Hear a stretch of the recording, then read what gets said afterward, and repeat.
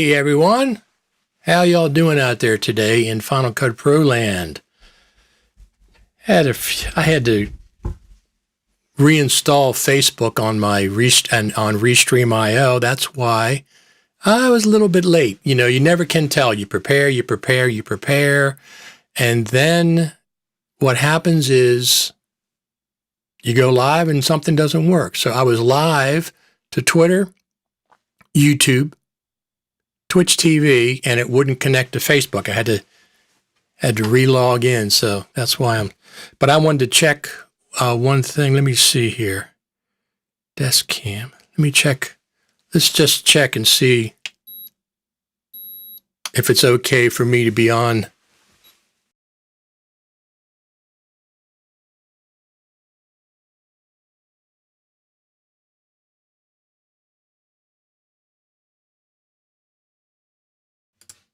It looks like I'm 97.3, so I'm good to go. I am good to go for today. We'll see how that goes. We'll see how that goes in a little while. But in the meantime, I want to say Happy New Year to everybody today. Let me just check one more thing. Make sure we are... I'm going to check this. But in the meantime, I want to say Happy New Year to everybody today. Let me just check. That's good. Let me just get the, where's the volume? There it is. Turn the volume down. So I'm just checking the volume, make sure the audio is working. It seems to be working. Everything's okay. How's everybody doing out there in Final Cut Pro land? We're going to give away 2 more copies of an app today. I have a discount code as well for some things.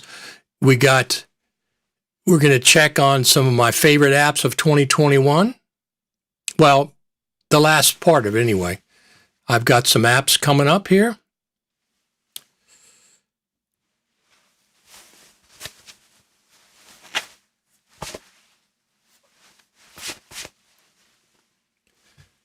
And here's the backyard. No snow.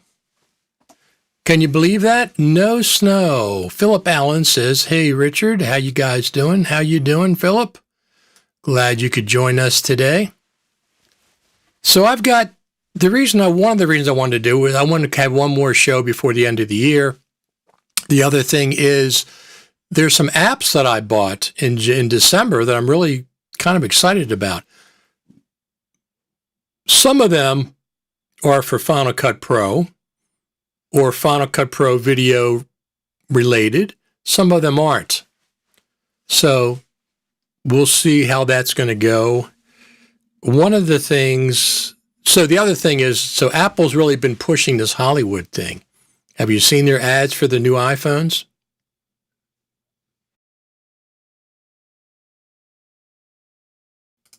What is this? This is Apple saying Hollywood in your pocket.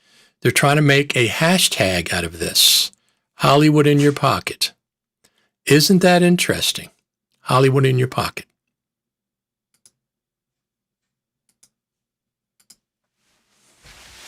Well, I'm just adjusting some things that I forgot to adjust before we went live, but I think we're okay now. I think we're fine. I think everything is fine. We have, are you excited for 2022? I am. I'm really excited. So I've had enough of 2021. Especially want to say, oops, the wrong side. Happy New Year to everyone. Couple days away yet here on the East Coast of the good old USA.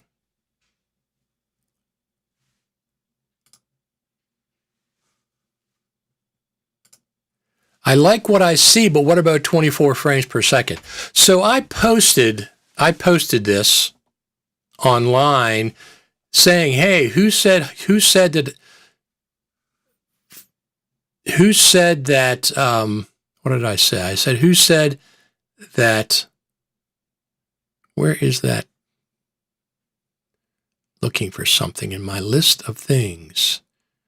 Cameras. Who said that Apple's not paying attention to Hollywood? That's what I said. Who said that Apple's not paying attention to Hollywood? And I wasn't being serious. I was being facetious. Here they are talking about Hollywood, Hollywood, Hollywood in your pocket, Hollywood in your pocket, Hollywood. But it's for the iPhone, not for Final Cut Pro. We've been hearing from a lot of professionals who work in Los Angeles and Hollywood saying, hey, Apple's kind of not paying attention to Hollywood. They're not going after Hollywood.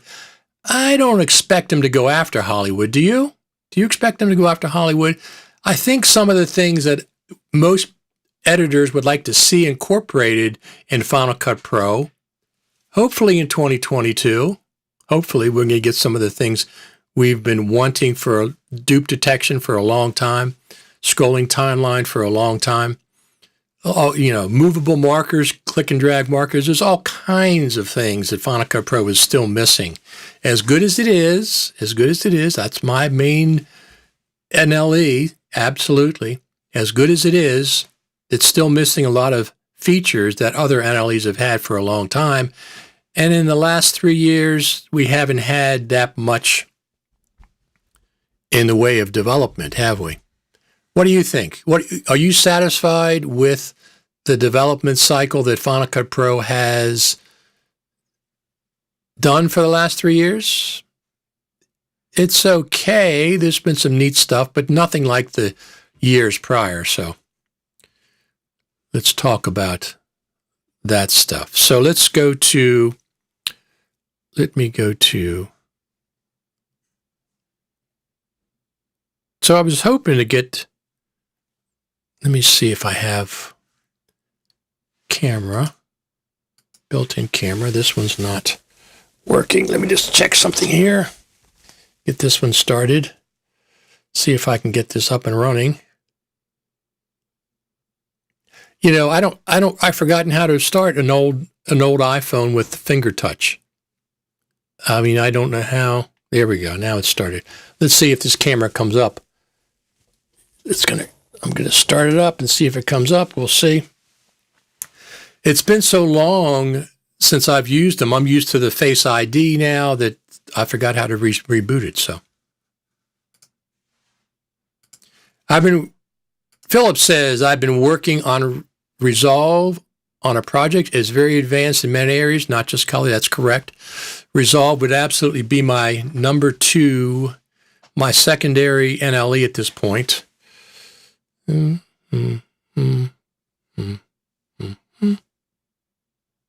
we go.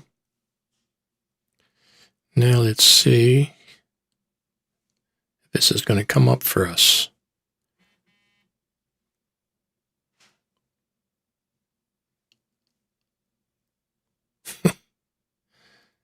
It says, message failed to send from 1,400 days ago. Well, that's not what I'm looking for.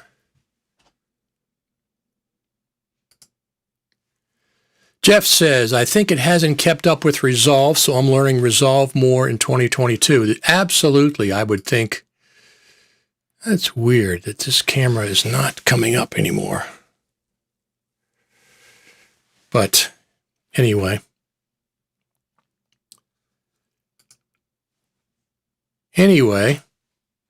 I'm getting all kind of weird messages and stuff. I have to just trying to eliminate them for the time being.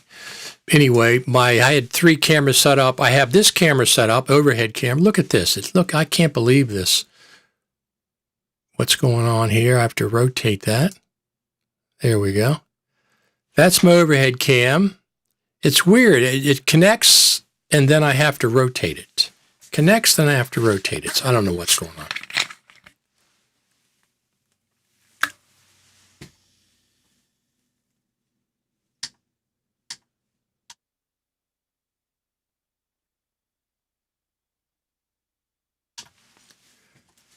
Anyway, let's start doing some of these apps that I have. Like I said, some of them are not Final Cut Pro related. Some of them are. Our good friend Jari Innanen, hello from Finland. And some of them are not related. So let's just go through a couple of these. I'm going to go back to the graphics page. Here we go. And let me pull the first one up. So one of the things that I really like, I mean, who doesn't watch a lot of YouTube videos, right? This app I just found this year, it's Vinegar. That's not it. Why is that? Let me go down to here. Let's go down to here. Let me see if I can.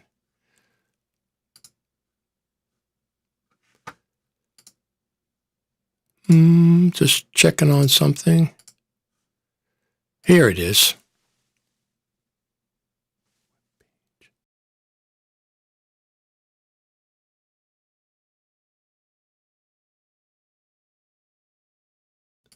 This is a new app that I found that I really enjoy. It's called Vinegar Tube Cleaner. It's very simple. What it does, it lets you do two things with YouTube videos. Removes the ads and plays YouTube in the background. Because if you use the YouTube app, if you switch apps, YouTube stops playing. And when I go jogging, I have to be careful that I don't switch the apps. Vinegar Tube Cleaner. Look, it's $1.99. And it works across your iPad, your iPhone, and your Mac. $1.99 for all three. Now, the only thing is you can't use the YouTube app. You have to do it in Safari. You have to do it in Safari. So, once again, it's called Vinegar. It's $1.99. I've been using it since I discovered it. It was on one of those year-end lists of things that are going on. Year-end lists.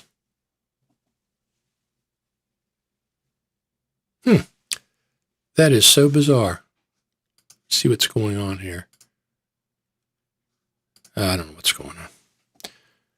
Year-end list of things. Everything's going crazy today. Let me just check something.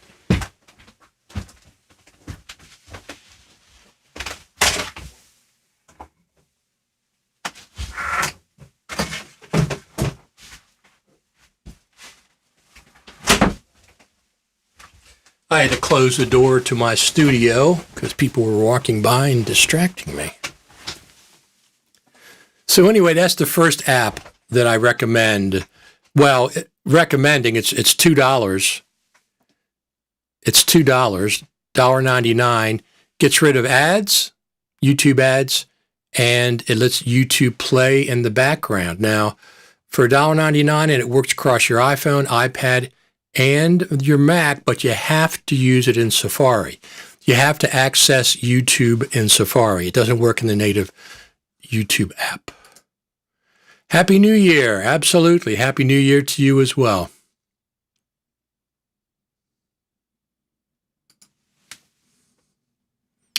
All the listeners out there, we're going to talk about 2022 once we get a little further along. So, that's the first one. Now, let me see what else we got here. Before we get into that so much, I'm going to, desk cam overhead,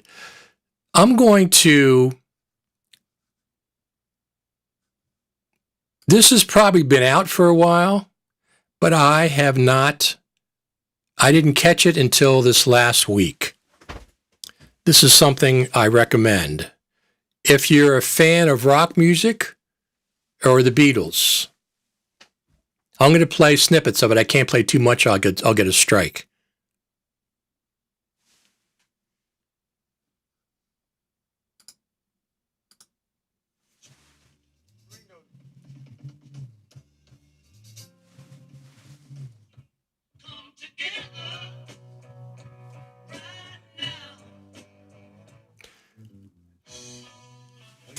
Okay, it's a Hulu original featuring Paul McCartney, and I watched all 6 episodes of it in 2 days.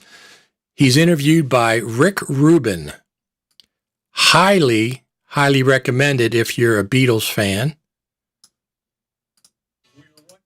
It not only goes through the Beatles, it goes through a little bit of his solo career, but they play songs. Now, here's what's interesting. I don't know how they got those early Beatles tracks. They separated the tracks. I thought the Beatles recorded kind of live in the studio. I didn't think they did a whole lot of multi-tracking till around Sgt. Pepper's. Now, maybe, obviously, they've got these tracks somewhere because they isolated the vocals, they isolated the drums, they isolated the bass guitar a lot. Rick Rubin isolated the bass guitar on a lot of the classic Beatles songs, and boy, that bass was incredible. I guess it gets mixed in with the vocals and the guitars, and you don't notice it that much, but highly recommend this one. It's called McCartney 321. It's on Hulu. Rick Rubin introduces and talks to him.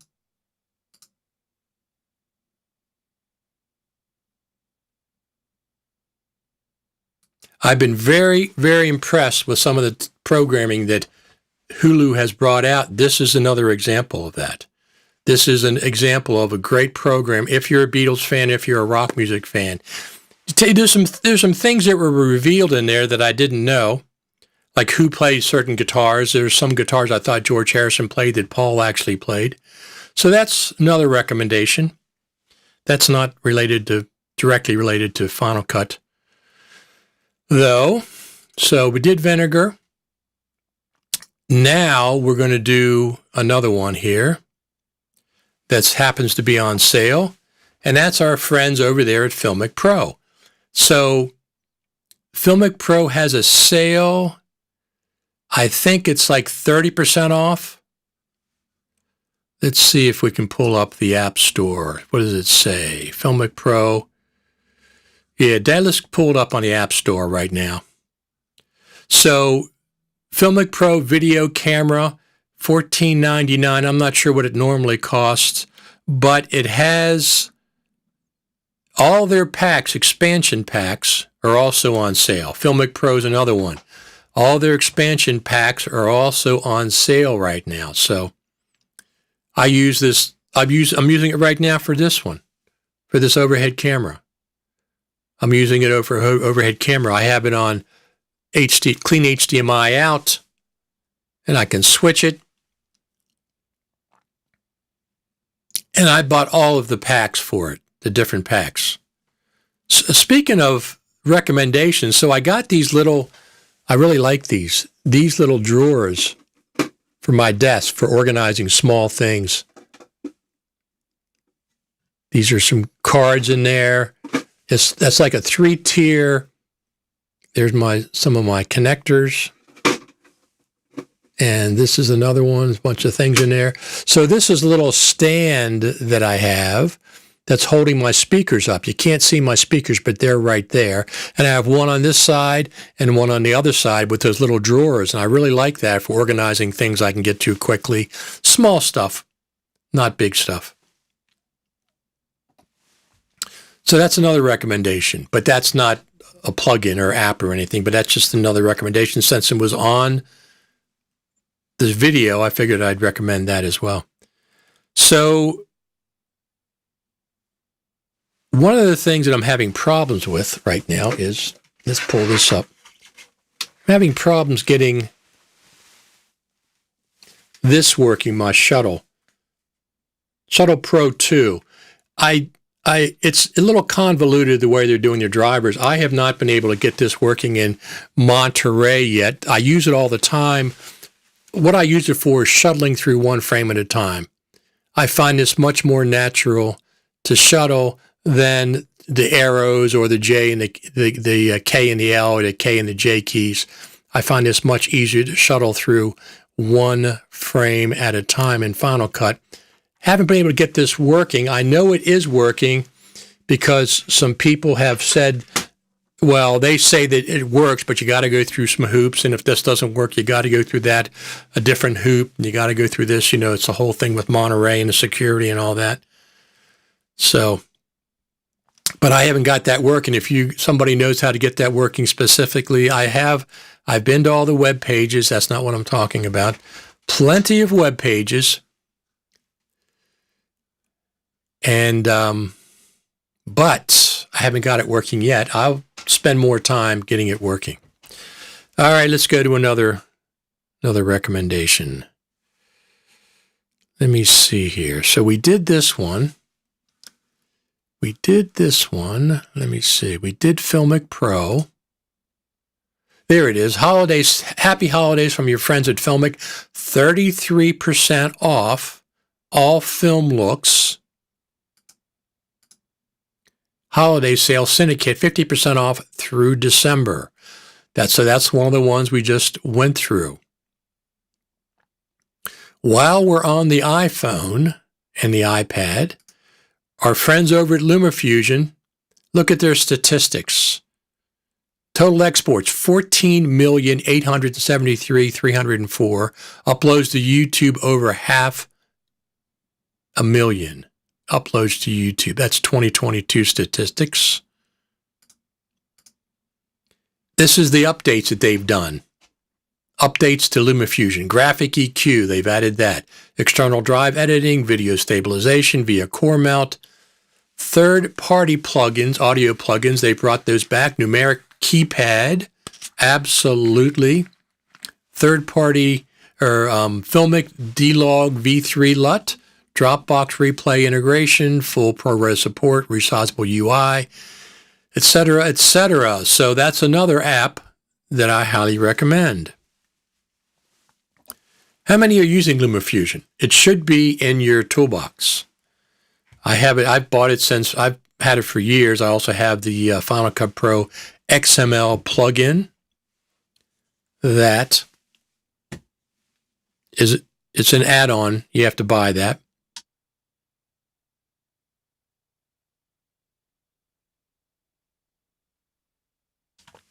So, I have, like I said, I have two copies of an app to give away. Let me pull that app up. Let me see. Where is that app?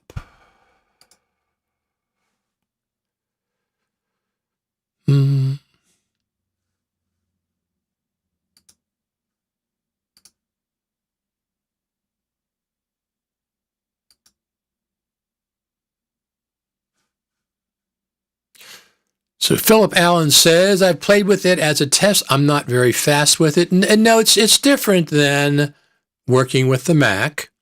However, the reason I brought that up is when I had Terry and Chris on the last time, when you have an iPad OS app, you have the option of making it available for the Mac platform, M1 Max, because the code is similar. So if you want your iOS app to run on a Mac, the developer has to enable that. They did that, but they're not satisfied with the way that it runs on the Mac. They're not satisfied. Chris said he has 2 people working on improving LumaFusion for the Mac experience. 2 people. They're a very small company. They don't have many people. So they have 2 people working on a better experience of LumaFusion on the Mac. It's not going to be a Mac app. That's not what they're saying. They're saying the iOS version of the app, they're going to make it better for the Macintosh, for the people that want to use it on the Mac or want to have tried it out. They don't like the way it works right now. I loaded it, and I agree. Things are missing and things are out of place. But it's not designed for the Mac. You certainly can't criticize them for that. But I'll be very excited if LumaFusion actually comes to the Mac, or if it just gets a step up better. It gets a step up better than what it is now for the Macintosh. Eric says he's had LumaFusion for years, And Jeff Arbaio says, will LumaFusion compete with Final Cut Pro? I don't. It is. Would compete with Final Cut Pro, but not in the initial offering that they're going to have, because it's going to be somewhat limited. Because I really like LumaFusion a lot. I just don't get a chance to work on my iPad that much. But it's great. It's the nonlinear editor for the iPad, as far as I'm concerned. I think it's ideal for Apple Pencil. It is ideal for the Apple Pencil, but doesn't the iPad use the mouse now too? Can't you use the mouse in some apps or something in the iPad? I think I remember seeing that. Eric says, I don't think they should bother porting to Mac OS, just my opinion, of course. They initially thought about it, then they said, no, we want to stick to the iPad. But now that the iPad version can run on Mac, on an M1 Mac, they want to make that experience better. They want to make people who use LumaFusion on an M1 Mac, they want to make the experience better. So that's what I'm talking about. I think if they got enough feedback from that transition that people like that and would be interested, they may port it to the Mac. I'd like to see them port it to the Mac. Absolutely. They've already ported it, or they're porting it to Android sometime in 2022. So I'd like to see them port it to the Mac. I like LumaFusion a lot. I would use it more at this point. Now, here's the thing. I'll be getting an iPad Pro. I don't have an iPad Pro right now. At some point, I'll be getting an iPad Pro with USB connection, and I'll be able to edit from a fast external hard drive. Right now, I don't have that option. I have an older iPad Air that I don't have the option of editing from an external SSD. So when that happens, I'll be using it. When I get an iPad Pro, maybe I'll get one in 2022, we'll see, and then I'll be using it more. So here's one of the big things that I came up. This is not a cheap app. Let me see. Where is that app?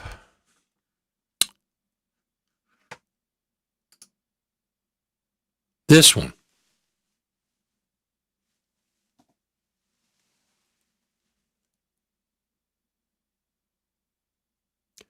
Topaz world-class video quality enhancement on your desktop powered by AI. I tried the trial of this based on the tutorial that Steve Martin put out. It's only on sale for 2 more days, for today and tomorrow. You get $50 off. You get it it's not cheap. It's $149 versus $199.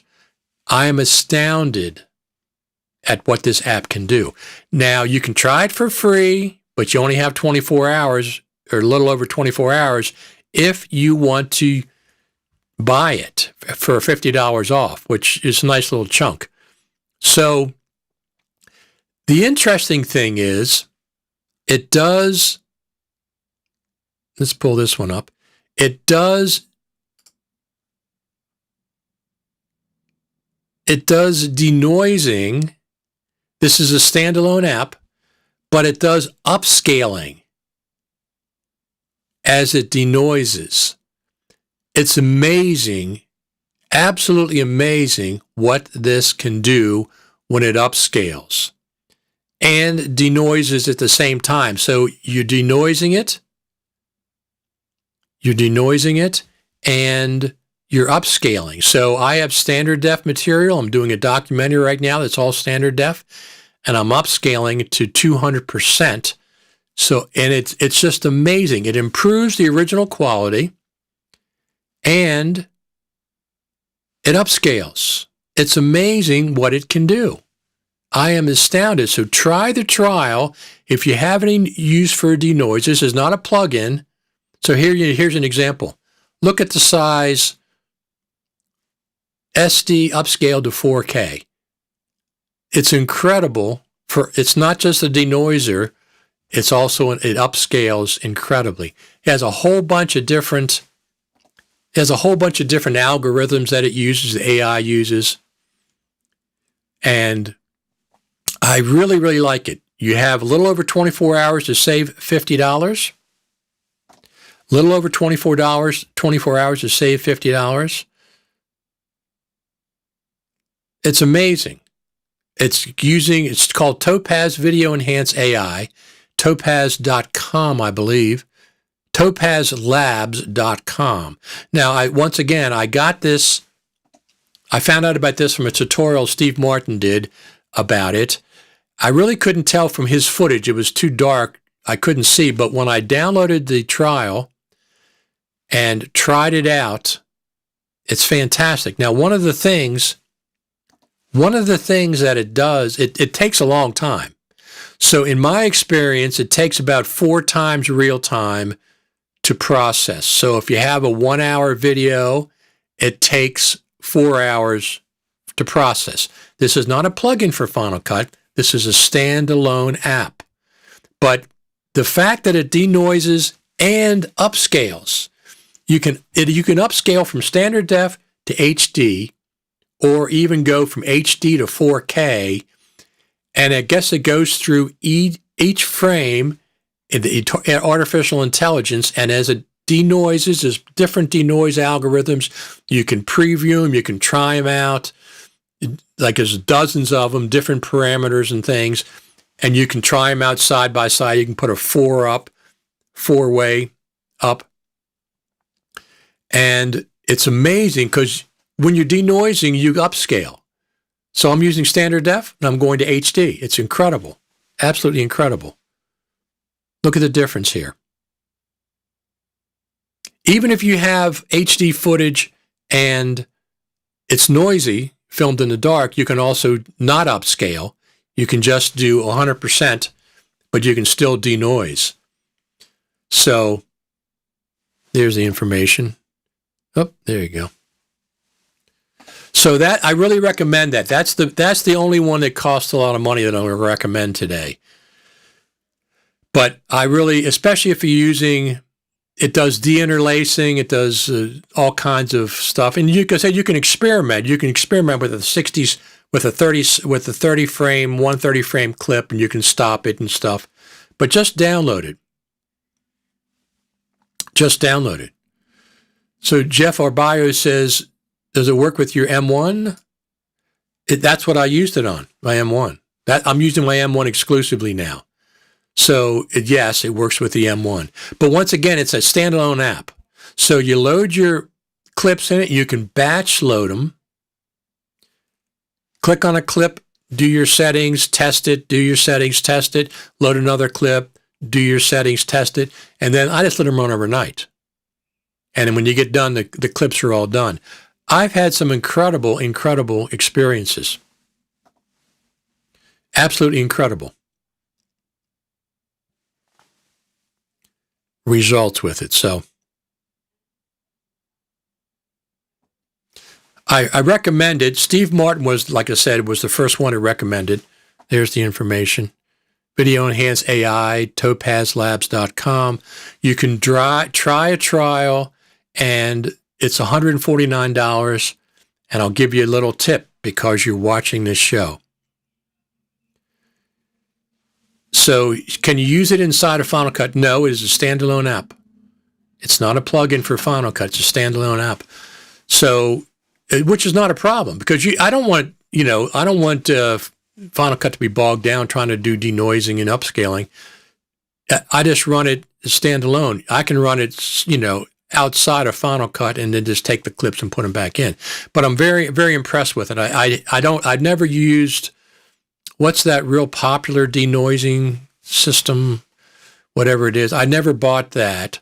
I've used denoising a little bit in Resolve, a little bit in Final Cut. This thing is phenomenal. I'm really pleased with it. But since you're watching this show, $149. Now, it's on sale through tomorrow, through New Year's Eve, through December 31st. This is what I did. I did a search Neat Video, that's what it is. Neat Video is popular. That's the one that but I've heard that takes a long time, and it can really bog down Final Cut as you're using it inside. I don't need to work inside Final Cut. I just do the clips outside of Final Cut, and then I brought it back. So I like this. It's fantastic. This is the first time I bought one. Denoise. This is the first time I bought a denoiser. I've used Final Cut, used Resolve, and I've used a little bit, and I see the work. This thing is just incredible because it can upscale. That's what I really like about it. It's not just a denoiser. It's very effective at upscaling. The upscaled version looks better than the original version, but it's much higher resolution. So it does like two things. And it has a whole bunch of different algorithms you can use and try out. Some of them have, incredible, a lot of different settings you can try out, and you can preview it before you commit. But I'll load up a bunch. Like I said, it's my experience is about 4 times real time, like going from standard def to HD, or I don't go to HD. If you go to HD, it'll crop. I don't like that. So what I do is I go from standard def to 200% or standard def to 400%. So I get the full frame. I can choose where to crop later. But anyway, download the trial. It's $50 off right now and through tomorrow night. But since you're listening to this show, I'm getting to give you an additional tip. I did a search for Topaz. What is it called? Topaz Labs. I did a search for topazlabs.com. And I got a coupon that applied an additional 15% on top of the $149. So the original is $199. $50 off brings it down to $149. Do a search on Google.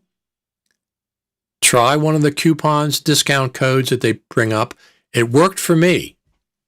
It applied the 15% on top of the $149, so I ended up getting it for like $127. I don't know if that's supposed to do that. A lot of times they only give you one discount. It worked for me. Just Google, if you want to buy it, Google Topaz Labs or Topaz, whatever, AI. And it worked for me. I got an additional 15% off the $149. How is it compared to Neat Video? I'd never used Neat Video. I just heard people talking about it. But does Neat Video upscale as it's denoising? I thought Neat Video was just a denoiser. This thing upscales as it denoises. Download the trial. Try it on any of your problem footage. Like I said, I've also used it on 4K footage that was noisy. 4K footage that was noisy, and it's beautiful. Left it at 100%.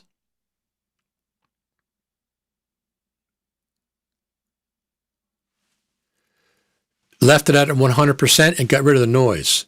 So Yari says Neat Video and Topaz are two totally different things. What does Neat Video do, Yari? I never used it before. I never bought it. You have to tell me what they are, because this denoises and upscales. It has an incredible, multiple denoising algorithms, AI. So it does a great job of denoising. It does a great job at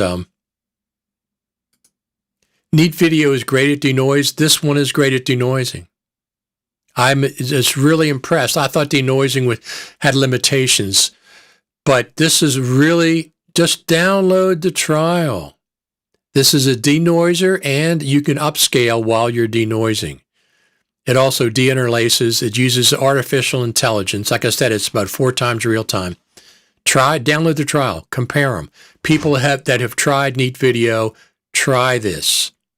This is incredible at what it can do as far as denoising problematic footage. I'm doing a documentary on a band that I shot. It's one of my first interviews I did in the 90s from Mini DV, I guess it was. And was it standard? No, Mini DV would have, it's standard def. It's not HD. So And I upscaled it 200%, denoised it, and it's incredible. It looks better than the original, but it's upscaled. Anyway, that's enough on that one. What else do we got going on here? So one of my other plugins that I want to talk about. Talked about that.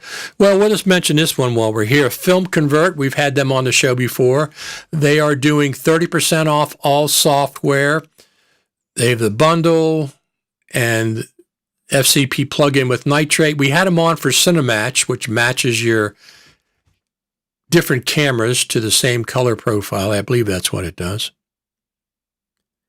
So that's what another one. Eric says, yes, for older footage, Topaz could be wonderful. I also used it on 4K footage that was shot 6 months ago, but it was noisy.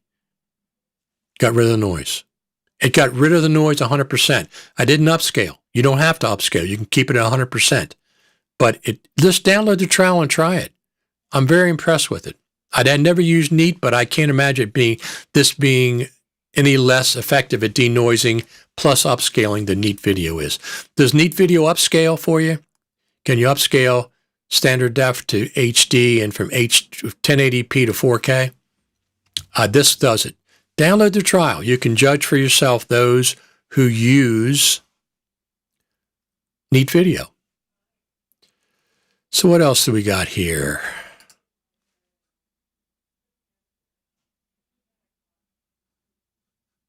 Oh, here's another big one. Now, this is, let me pull this up. This is, let me see.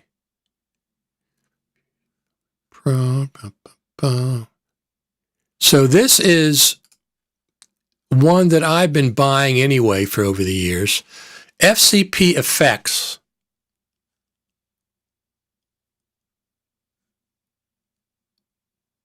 .com. Use code MB67 at checkout. You get 95% off every one of their plugins. Every one of their plugins, you get 95% off. I think it ends up being, it's $67 for their entire catalog. And they're saying from here going forward as well. Now, I use a lot of different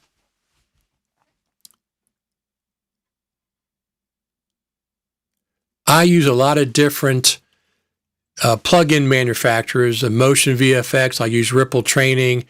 I've been using FCPeffects.com for years.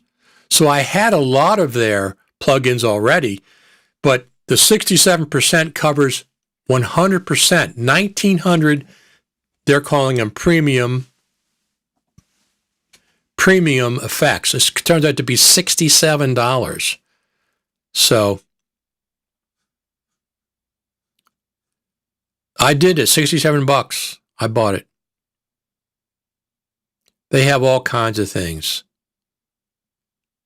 Text ones, keep your audience engaged, different things. I mean, I didn't advanced masking tool, facial blur tool plugins, $67. And says, here's what it says: lifetime access to our entire catalog. So it says lifetime access. Let me pull that up so you can see it. It says lifetime access to our entire catalog. So it's not just the plugins that they have now, it's also plugins that they'll be making in the future, according to this, right? Yes. $67. I don't see how you can beat that. And none of these companies that I'm recommending I have any association with. I have no deals with anybody. I'm not, doing it for financial reasons. These are things that I believe in. When you watch me on the show, Let me pull this up. When you watch me on the show, this is Final Cut TV. If you've noticed, I've dropped the word Pro from the title. That's now just Final Cut TV. It makes it a little more generic because I talk about things like today I'm talking about plugins and stuff. So I've dropped the Pro from Final Cut Pro TV, just to Final Cut TV. So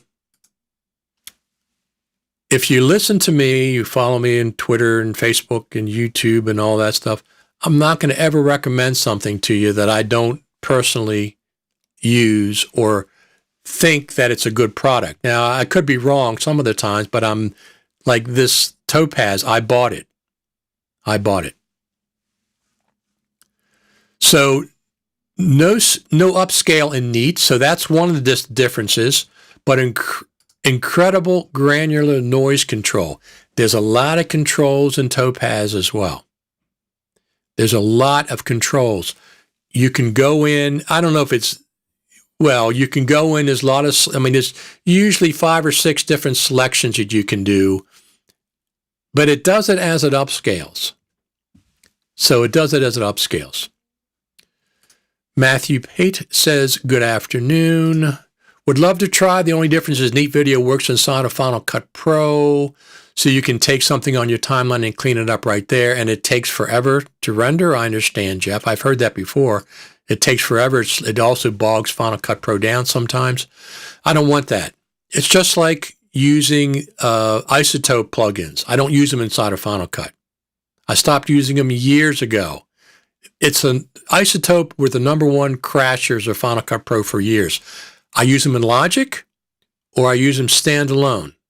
So I just right click or Shift F a click, go to the browser, reveal in Finder, and I take that clip and I'll process it. I'm very, very impressed. But I like I said, it's dual purpose, denoising and upscaling. It does an incredible job. Everything that I've used it for, I've upscaled standard def to 200%, which is not HD, but it's close to HD, much better than the original was. And I've upscaled 1080p to 4K, and I've cleaned up 4K footage that was noisy at 100, left at 100%. I didn't upscale it. And every one of the originals, the upscaled version, the new version looks much better than the original version of the clip. To me, it's a no-brainer. Now, Neat Video maybe do the same thing, but this also upscales, which I need. I'm doing a standard def, and I want to do it in HD. So standard def documentary on a band. Finally, update my iPhone 6 to the 12 mini. Got a great deal. Waiting for USB-C to come to Pro to get one. Can you take an old movie and upscale it? Absolutely. It looks better. I have standard def footage that I shot in the 90s of this band that no longer exists. Well, they don't. The people exist, but the band doesn't. It was like one of the first videos that I did. I don't know if I have any. Let me see if I have any frames of that I can show you.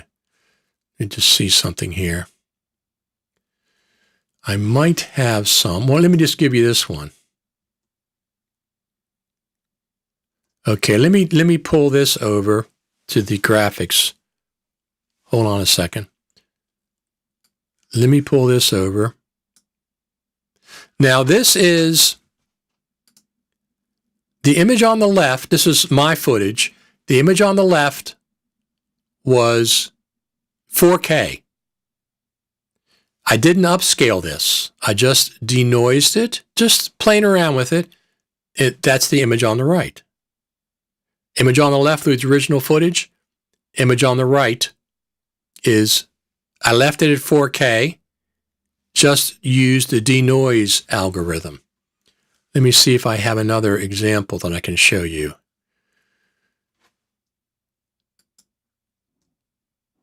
That's not going to work. That's not going to work. I have a couple more. That one is that one. I'm trying to get ones that'll let you see the difference. Some of them are not. It's hard to tell.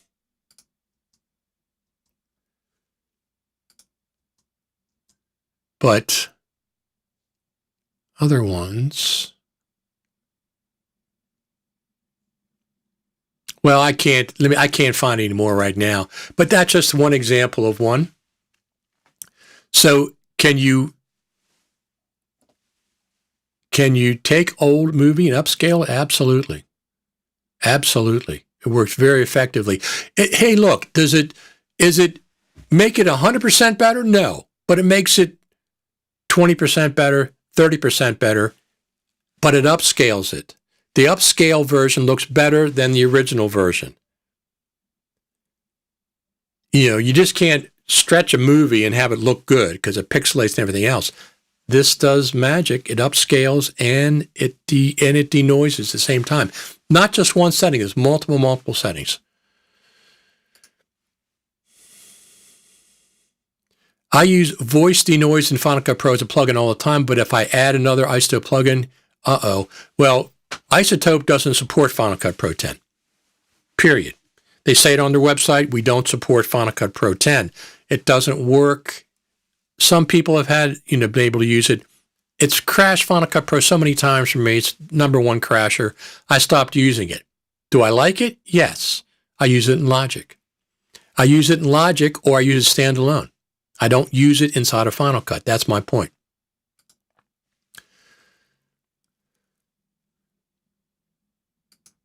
How's your new MacBook working out for you so far? You mean this? This one? This MacBook? This beautiful MacBook Pro? It's fantastic. I really like it. One of the things that I've been going through is Thunderbolt 4 docks. I'm going to do a tutorial on it, on my experience with Thunderbolt 4 docks. Did you see Rode released the bulk export feature for the Rode Wireless Go 2? Yes, I did. However, I'm getting the DJI system. The DJI system is leaps and bounds better than the Rode Wireless Go 2 system. It's coming out in January.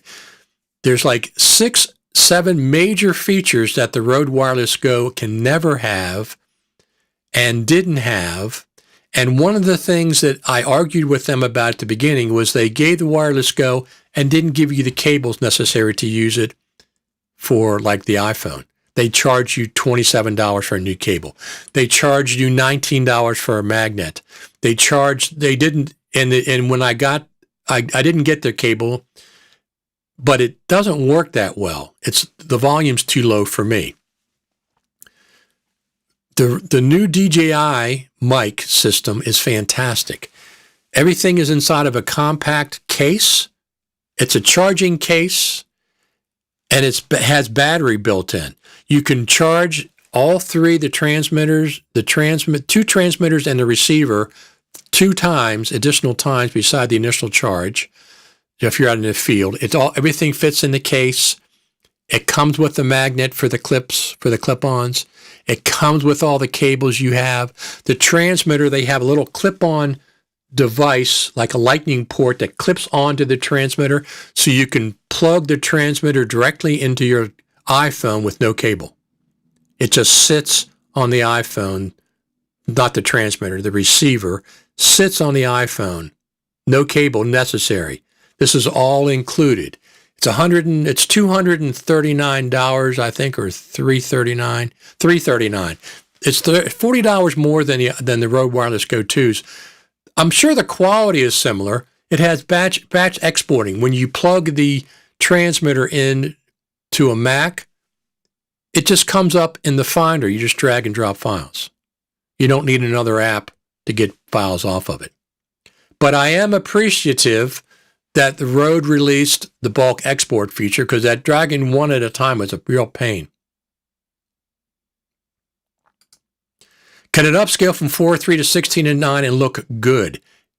It looks better than the original. And I'm not an expert on denoising. I'm just using some of the presets and adjusting things. And you can try before you commit to it. Yes, in every case that I have, it looks, this 4:9:3 upscales. I don't upscale it to 16:9 because they crop the center. They use the center of the frame as a crop. I don't like that. I just upscale 200% or even 400%. And in every instance, the upscaled version looked better than the original version with the proper denoise algorithm that they use. They have maybe a dozen different algorithms, and each algorithm has different adjustments. Some are more sophisticated. You have more granular control over it. But you can just, like I said, you can try like 4 different ones. They also have a button where you press it, and it'll suggest the algorithms to use. Download it and try it. And your question is, can it upscale from 4 to 3, 16:9 look good? It upscales 4 to 3. I go 200% or 400%, so I keep the same aspect ratio frame. And yes, I can put it in a 16:9 timeline. It looks better than the original. Download it and try it. If you want to think you might buy it, you have a little over a little less than 48 hours to get a $50 off coupon. So, have I talked enough about that? They should give me some kickback. I'm doing the sale. I get nothing from them. And once again, I got that from Steve Martin, did a tutorial. Look at Steve Martin's tutorial. I couldn't tell from his footage that much because, first off, you're on YouTube and they recompress it, and it was kind of dark footage. But I downloaded it, tried it myself on some old footage. It worked fantastic.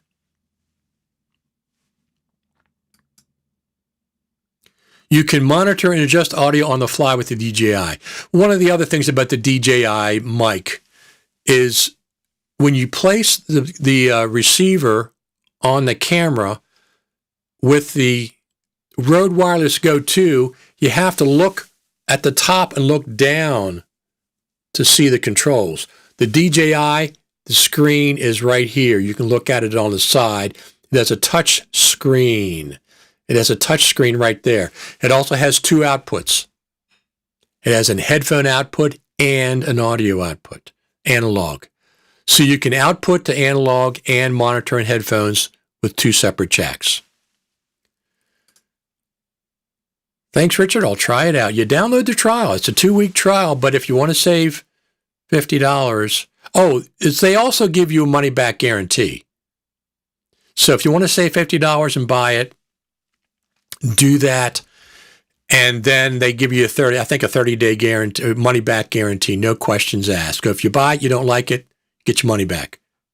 I bought it and I love it. I use it all the time when I need it. So that's the big one for today. Topaz. What else do we have? I'm going to do some of my friends here. So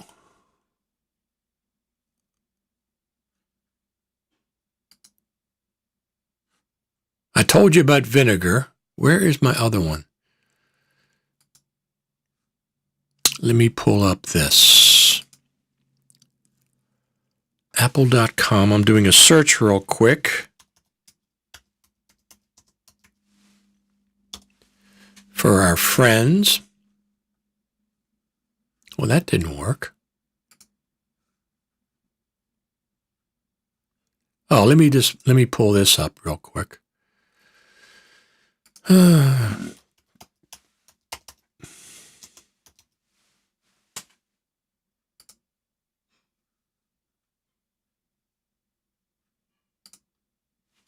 So this is one from our friends over there at Intelligent Assistant, Philip and Greg. And this is what this is. It's what do they call it? It's not a plugin for Final Cut Pro. It's an extension. It's an extension. What this is you can open up PDFs and text documents. Look at that, dude, that line. Is that line supposed to be there? No, it's not there. you can open up PDF and text documents inside of Final Cut Pro now. Inside of Final Cut Pro. So that's a really, really good extension. It's $5, $4.99. Let me see if I can. Version history. It's $4.99. Website. Let's pull the website up. Reading is fundamental. Intelligent assistance. I highly recommend that. Now I'd like to see this feature inside of Final Cut itself, right? I'd like to see the ability to open up PDFs, text documents, pull in scripts for voiceover inside of Final Cut itself, like Logic has. But until that happens, you can't miss this. $4, $5, $4.99, highly recommended. Highly recommended. So we got another comment. Yari says, I'm also waiting to get the DJI set as well. Almost a copy of the Hollywood Lark 150 set, but better. Here's the thing. The Rode Wireless Go and the DJI mic, the quality, sound, the DJI is a little bit sharper, and I mean, the Rode Wireless Go is a little bit sharper, and the DJI is a little bit warmer. But the DJI also it goes further. You can go further away. Not that you're ever going to go that far. But they did test it goes further. It goes in buildings better if you got to go behind closed doors. There's a lot of features why the DJI is so much better than the Rode Wireless Go. So much so, I expect a Rode Wireless Go 3 to come out. Like, for example, just charging 3 separate things. You got to plug a USB-C port in, USB-C port, and you got these 3 little dongly things that you're charging. This is all the DJI y'all put in a pack. It's a charging pack. Everything goes inside, bloop, bloop, and you can carry that with you as a pack. It has a battery backup. The audio recording lasts longer. It's twice the memory that the Rode Wireless Go has. There's all these great features of the DJI. So I'm going to sell my Rode Wireless Go 2s once the DJI mics come out. I mean, they're both good, but the DJI has so many features that really I'm looking for in the DJI. So Matthew says, Filmic had a deal that I purchased for $19.99. Absolutely. You can buy all of their stuff right now for $19.99. I think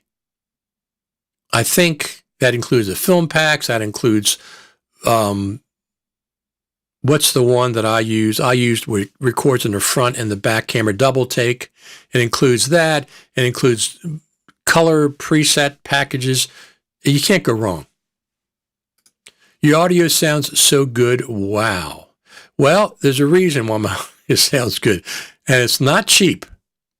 That's for sure. Let me pull it up here. This is my audio setup. This is my audio setup right now.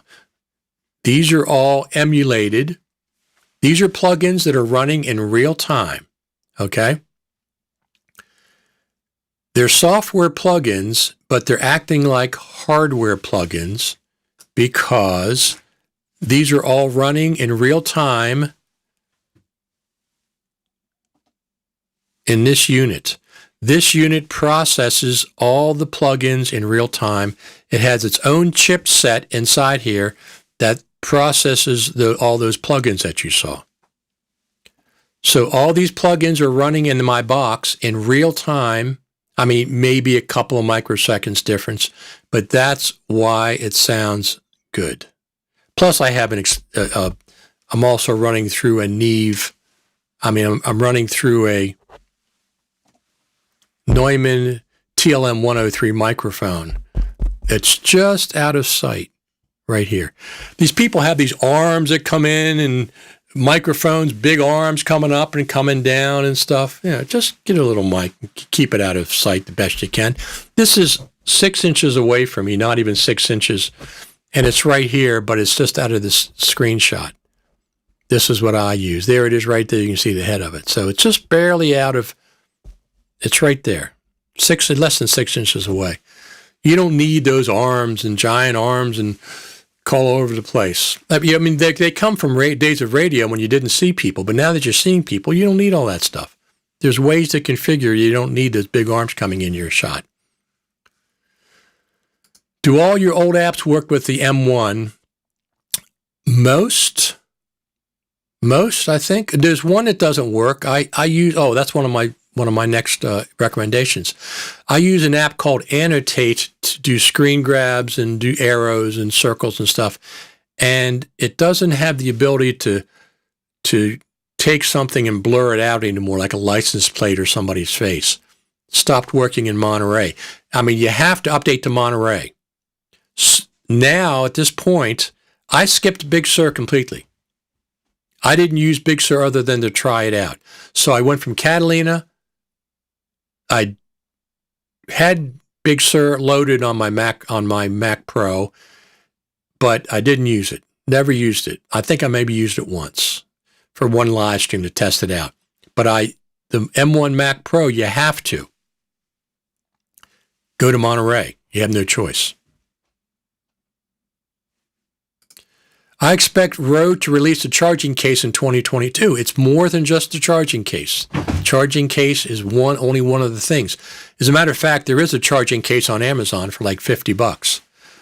Some third-party company made a charging case because they contacted me and wanted me to try it out, but I really couldn't. I didn't want to commit to it. Is there a way to download your own YouTube video to iPhone if I wanted to edit bite-sized pieces for social media on my phone? I think you need YouTube. You have to subscribe to YouTube, get the subscription, and I think you can download it then. Do a search and see if download YouTube videos to iPhone. I certainly download them to my Mac. I have Downy. Is that what I use? Downy? Yeah, Downie, Downy. And I download them to my Mac all the time. So that's one thing. Speaking of videos, let me pull this up.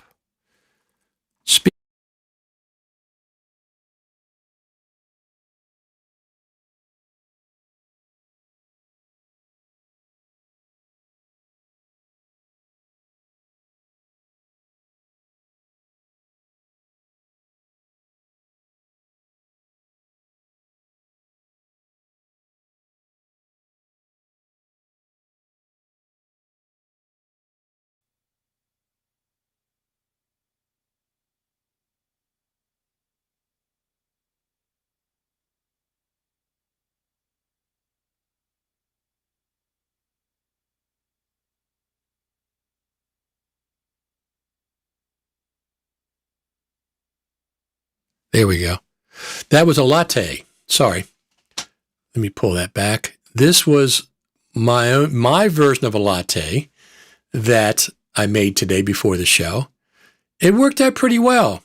I like strong espresso type coffee, and then I like frothy milk. So if you look at this video, you can see that my audio was muted. But I figured it out and got it back on. So let me just pull up here.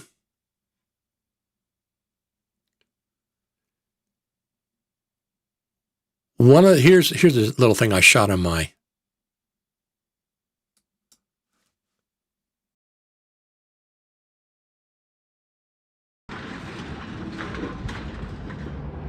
This was at my local landfill. I shot this on my iPhone.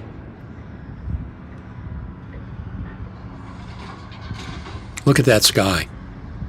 That's the reason I shot it, because of the sky. It was absolutely incredible.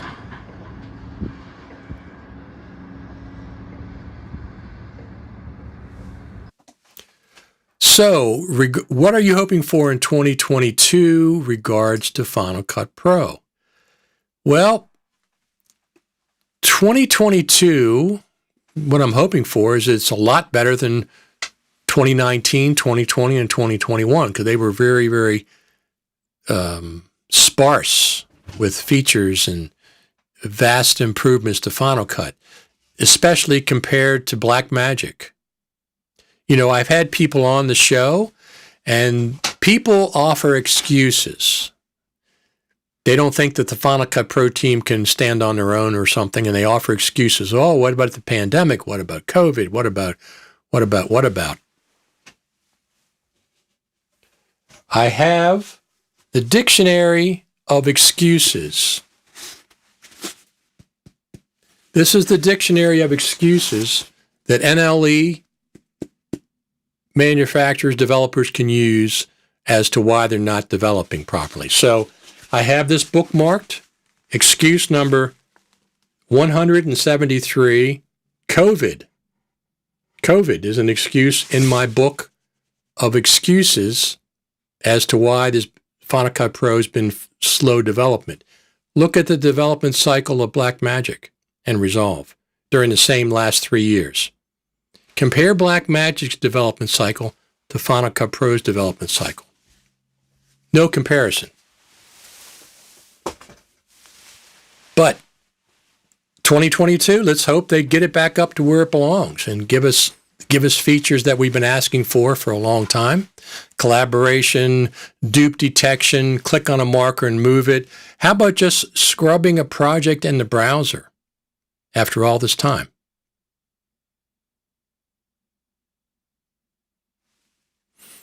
So maybe COVID put the team behind by a year, so maybe October 2022 will get a major upgrade. That fits in your book, yeah, but what about Blackmagic? It didn't put Blackmagic behind for a year. Other developers as well. I mean, for some reason, Final Cut Pro. Now, here's the thing. If they're trying to get to Final Cut Pro 11 and they're taking these steps, 10.5, couple little features, mostly for the M1 Mac. 10.6, so far, only 2 features. One you need an iPhone 13 for. So really it's only one full feature for the vast majority of Final Cut Pro editors.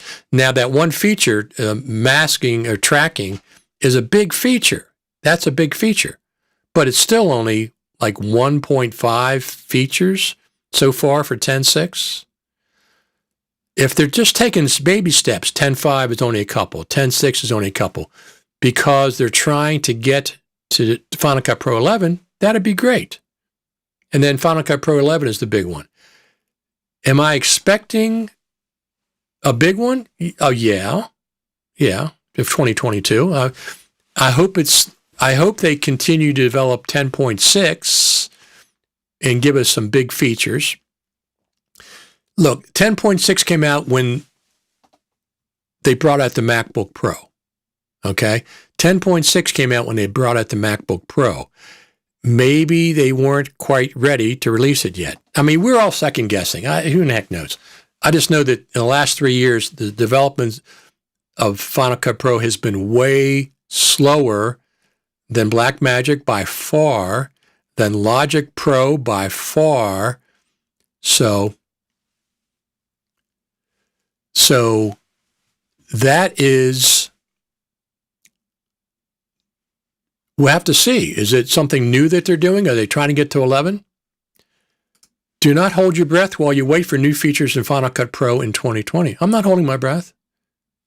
Do you see me holding my breath? I'm not holding my breath. Not at all.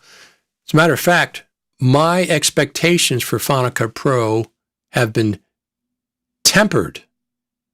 They're way down to the lower end of medium. I used to always have high expectations for Final Cut Pro. I don't anymore. My expectations are, if they get to it, they get to it. If they don't, it's not, do I want them to get to it? Yes. But if they don't, they don't, because of what they've done for the last 3 years. So my expectations are not up there. I'm not holding my breath, not at all. I'm more excited about the development of Blackmagic because they have been developing incredible. LumaFusion has been developing incredible over the last couple of 2 or 3 years. Even with COVID, if they get along, they do their stuff fine. Isn't there a new programming language, Swift or something like that? Yes, there is. And I think 10.6 is Swift-based. if they come out with a new version of Final Cut that has a lot of new features based on Swift, I think 10.6 is transitioning over to Swift. But I have the excuse right over here. Swift transition is in this book. First, it was Metal 2 3 years ago. Metal 2 is taking so long. Then they said, the M1, last year was the M1 Mac. When I say they, it's not the Final Cut Pro team. People making excuses. It was the M1 Mac. That's what's taking so long. And now it's a Swift language. These are all excuses that are in my book.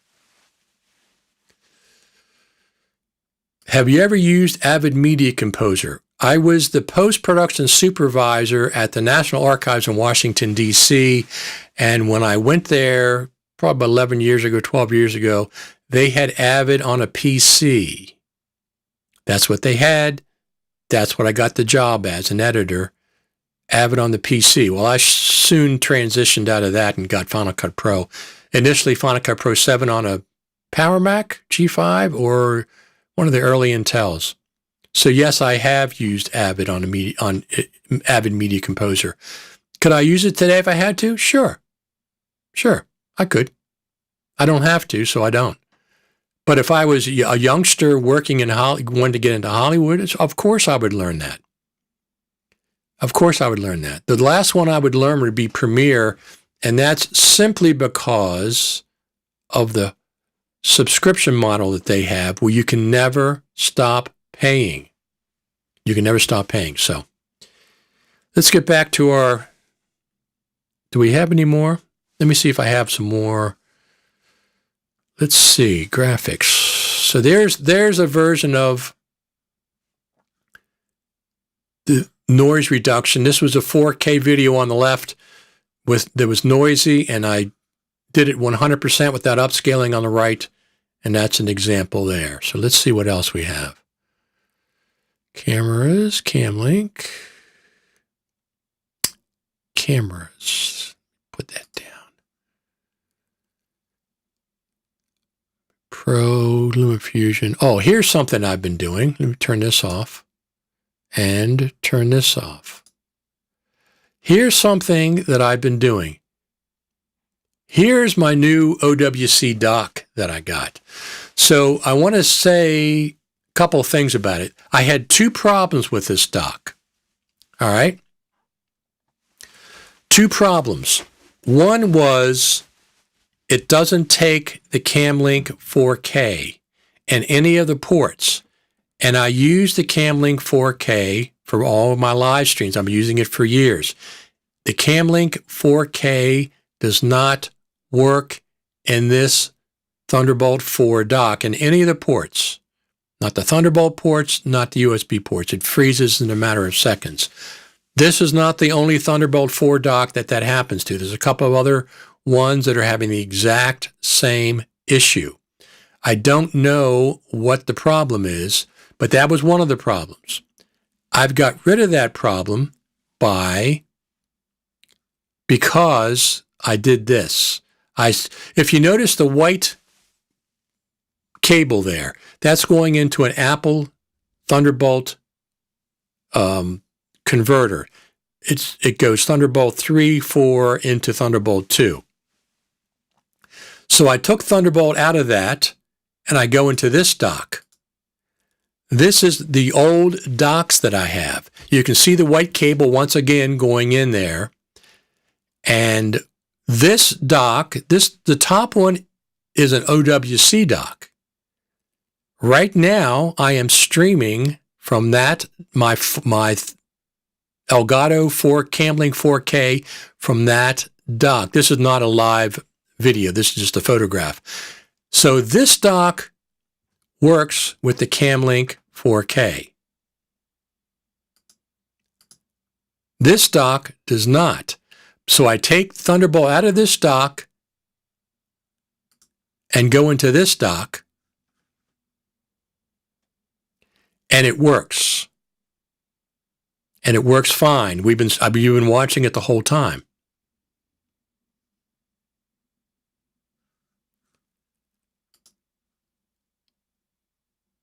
So we got a comment that says, looks to me like the Topaz app uses CPU and another GPU on my M1 MacBook Pro. Interesting. One of the recommendations they make is to change that in preferences to use the GPU. That's one of the recommendations. So you don't want it to use a CPU. They recommend using the GPU. There's a setting in the preferences. Let me see if I can pull that up for you. I'll pull it up for you.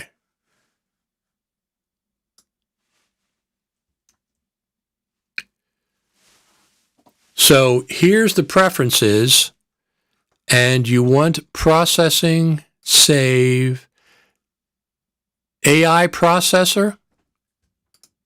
You don't want the CPU. You want Apple M1 Max. That's their GPU. That's one of the recommendations. Do not put it on CPU, so change that. It must default. And here's some other ones that they have. Max processor memory. I put it on Max because it doesn't bog down, and the other things. But you have to just go to their website. They have tutorials and stuff. And here's our friend Yari says, Blackmagic has also been squashing the bugs lately. Well, listen, bug squashing should be all the time. Every update should have bug squashes, but not just bug squashes. I mean, yes, some of the ones in between feature updates can be squashing bugs. Of course, bug squashing and performance are automatic. Those aren't features. Those aren't features. If you're just squashing bugs and just, modernizing your performance, those aren't features. Those should be done automatically every update. Don't ever say I'm doing performance and that's a feature. That's not a feature. But anyway, Eric says, thanks for that tip on the GPU. So just go. They have tutorials on there. They have lots of tutorials. So that's pretty cool. Going to quit that. Quit. All right. So anyway, everybody, I want to wish everybody a happy Thanksgiving. New Year's. Sorry, not Thanksgiving. Thanksgiving is the old one. If you have any recommendations for the book of excuses, let me know on Twitter. I'll keep track of the excuses that everybody offers. It's not the team. It's not the team itself. It's just, let me see what else I have here. Oh, I have to give away 2 copies of Multimedia Converter that we had them on the show. I have 2 more copies to give away before we get out of here. So if you haven't won a copy, let me know. Make a comment. I have 2 copies to give away before we sign off.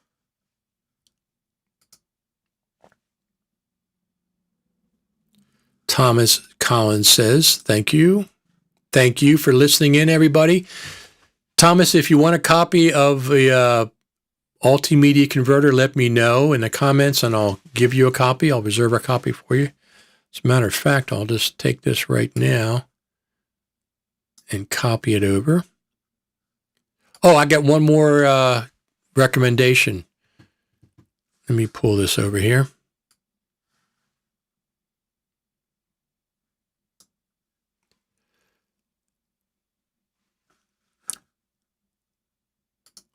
Thanks for the show, Frank Brown. Thank you, Frank. Where are you from, Frank? Let's have a great 2022. Absolutely. Let's have a fantastic 2022. Absolutely. I'm looking forward to it. I'm hoping that we have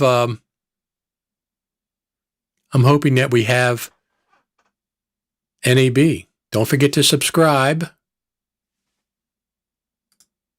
over there at the YouTube channel. Subscribe or hit that notification bell. That's how you tell when we go live. That's the best way for sure. Absolutely. Happy New Year, everyone. Happy New Year. Bring on the new year. Absolutely. Frank says he's in the Scottish borders. Happy New Year when it arrives. Frank, if you want a copy of the app, I'll give you a copy since you are from the Scottish borders. So we've given away 2 copies. I'm not sure if Thomas Collins wants one or not, but if he doesn't have it already. Tears says, Happy New Year, everyone. Happy New Year. So Tears, if that's how you pronounce your name, you mentioned that I shouldn't expect any new features for Final Cut in 2022. So Frank Brown, you've won a copy. Contact me once I get offline, and I'll give you the code. And Thomas Collins says, yes, you won a copy. Those are the 2 copies that I gave away today for today's show. I'm not going to be doing any more shows this year. I doubt it, unless Final Cut Pro came up with an update or something like that happened. I can't imagine doing another one this year. I just don't see it. But I appreciate everybody tuning in to Final Cut Pro, well, Final Cut TV. I've dropped the Pro. If you've noticed, I've dropped the Pro from the show. It's no longer Final Cut Pro TV. It's just Final Cut TV. A little more generic. Final Cut is a common term in the industry. So we'll do things.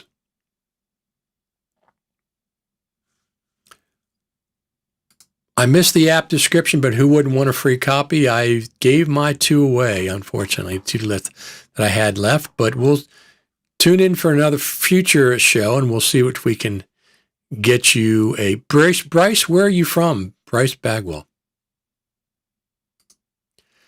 If NAB goes on in person, I will very likely be there. If NAB goes on at the end of April, 4 months from now, if things have settled down enough that we can get back to a more normal situation, I will be at NAB. I'm planning on it. Bryce is from St. Louis, Missouri. Fantastic. I have relatives in St. Louis. I won't be at IBC, Yari. That's very unlikely.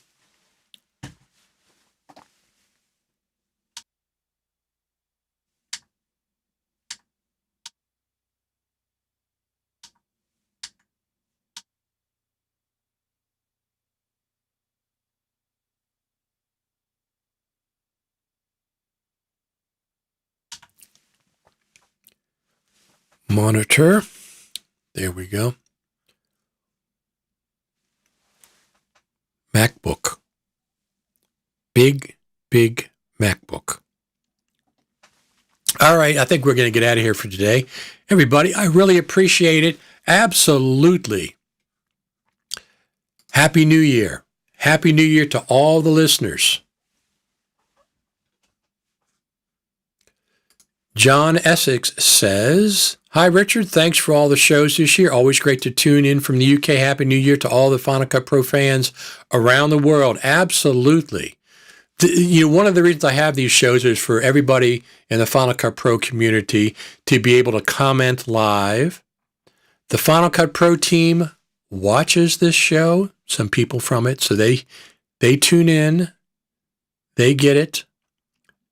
Don't forget to go to youtube.com, Richard Taylor TV, to subscribe. I've got some other more broad video production-based episodes coming up that are not Final Cut Pro centric. As Final Cut Pro, if you go to, Final Cut Pro has slowed down development.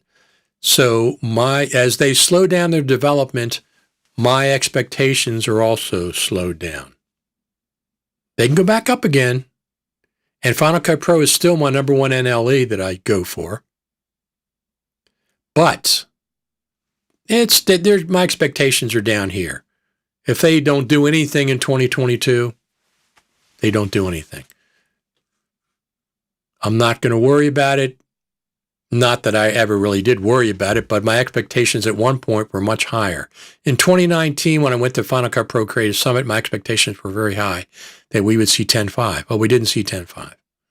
We didn't see anything at the Creative Summit in 2019 from the Final Cut Pro team. Nothing, zip. So that started my deflation of expectations for Final Cut Pro. Now it's down like below halfway. Still use it. I still use it, but it needs so many things at this point that other NLEs have, and even Logic Pro. Happy new editing year. May all your pieces fit together easily. Absolutely. Well, let me do one more recommendation. Let me see. Where is that one? Let me see where I have them in different places. Let me see if I can pull them up. We did that one. Filmic Pro, we did that. We did FCP Effects. We did that one.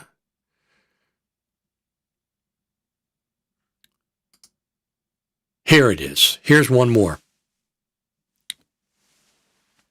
Capture your Mac's screen like a pro. This is Clean Shot X. This has replaced my other screen capture utility. Let's pull this up and watch it for a second. They'll give you a little example. You can not only capture, annotate, it does video recordings. You can upload it to the cloud and just get a link.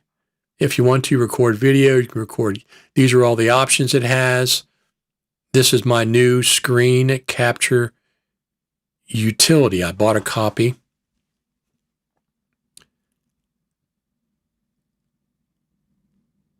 You can blur out stuff. You can do your text, arrows. You can annotate, change colors, of course, highlight.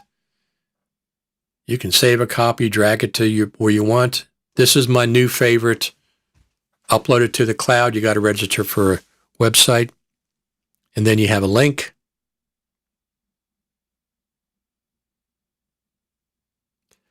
So it also does a scrolling capture. Look at that. If you have something that's too long, it'll actually capture the scroll. Record a GIF, record a video. It does it all. That's the last app. I did more than 5. All right? So anyway, everybody, thanks for tuning in today. I appreciate it. My name is Richard Taylor, if you don't know. And you can also edit the videos in Clean, whatever it is, X. Oh, and you can also hide the icons on your desk. You can also hide the icons when you're doing a screen grab. One of the settings does it automatically. It's got a lot of great features, very cool features, but it's now my number one screen capture utility. You can just capture one screen if you want. Anyway, everyone, I'm going to get out of here for today. I appreciate each and every one of you. Absolutely appreciate every one of you. And I want to wish every one of you a happy new year. The happiest of the happy new year. Final Cut Pro team, we absolutely love you guys and gals, but please give us some features in 2022. Please give us some features. Until then, I'll keep my expectations here, but they could go up. That's where I'd like them to be, but right now they're here. I'm not disappointed. The app's a good app. It works very well, but Happy New Year, everyone. I am going to get out of here. My name is Richard Taylor, and I will see you all, if not before, unless they sneak out an update for us. I don't think they're going to. I'll see you in 2022. Thanks, everybody that tunes into these all year long. I appreciate it. You guys, you're the reason I do these, right? You're the reason I do these. Happy New Year from Dennis. Happy New Year. Anybody else want to say Happy New Year before I sign off? just go ahead and put it in the comments and we'll put it up there for you. Facebook and YouTube are my biggest platforms. I'm also on Twitter and Twitch TV, but Twitch TV, I think I have 2 followers. Two followers. So, whatever. If you want to wish the Final Cut Pro community a Happy New Year, go ahead and put it in the comments. I'll hang on here for one more minute. And I think that's just about it, right?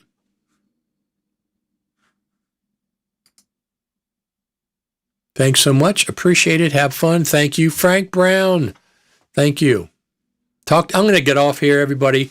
Get something to eat for dinner. Let me take these off. Wishing you the best year ever. Thomas Collins. Wishing the same to you, Thomas.